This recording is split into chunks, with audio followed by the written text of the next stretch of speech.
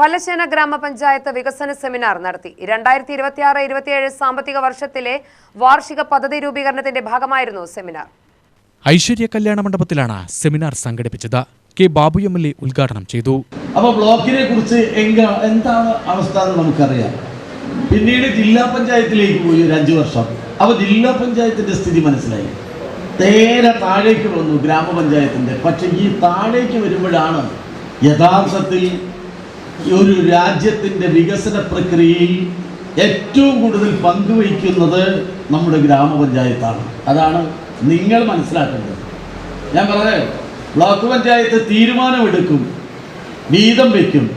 ജില്ലാ പഞ്ചായത്ത് തീരുമാനമെടുക്കും, വീതം വയ്ക്കും.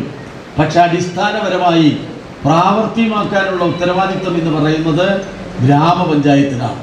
അത്രയേറെ പ്രാധാന്യം ഇന്ത്യ രാജ്യത്ത് ഈ കേരളത്തിലെ ഗവൺമെന്റ് അനുവദിക്കപ്പെട്ടു. 96 അധികാരത്തിൽ വന്ന ശ്രീ കെ നയനാരാണ് യഥാർത്ഥത്തിൽ 97 ആദ്യഘട്ടത്തിൽ തന്നെ ജനകീയാസൂത്രണ പ്രക്രിയയ്ക്ക് തുടക്കം കുറിച്ചത്.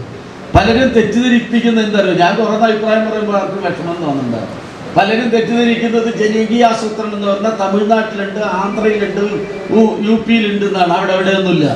അവിടെ വരുന്ന ഫണ്ടുകൾ തന്നെ സ്റ്റേറ്റ് പദ്ധതി വിഹിതമായി ലഭിക്കുന്ന ഫണ്ടിൽ ജില്ലാ പഞ്ചായത്തിലേക്ക് കൈമാറുന്നവരുണ്ട്, ബ്ലോക്ക് പഞ്ചായത്തിലേക്ക് മാറുന്നവരുണ്ട്. എന്നാൽ ജില്ലയ്ക്കും ബ്ലോക്കിനും മുനിസിപ്പാലിറ്റിക്കും കോർപ്പറേഷനും ഗ്രാമപഞ്ചായത്തിനും പദ്ധതി വിഹിതമായി കേന്ദ്ര ഗവൺമെന്റിൽ നിന്ന് സ്റ്റേറ്റ് ഗവൺമെന്റിലേക്ക് ലഭിക്കുന്നതിൻ്റെ 28, 29, 30% ഫണ്ടും കൈമാറ്റം ചെയ്യപ്പെടുന്നത് ഇന്ത്യയിൽ ഈ കൊച്ചു കേരളത്തിലാണ്. ഗ്രാമപഞ്ചായത്ത് പ്രസിഡന്റ് കെ രാമദാസ് അധ്യക്ഷനായി. വികസനകാര്യ standing committee chairman R Kannadas പദ്ധതിരേഖ വിശദീകരണം നടത്തി. Vice president R Ambika, standing committee ചെയർമാൻമാരായ C Rajeesh, K Rajamani, secretary S Mahesh Kumar എന്നിവർ പ്രസംഗിച്ചു.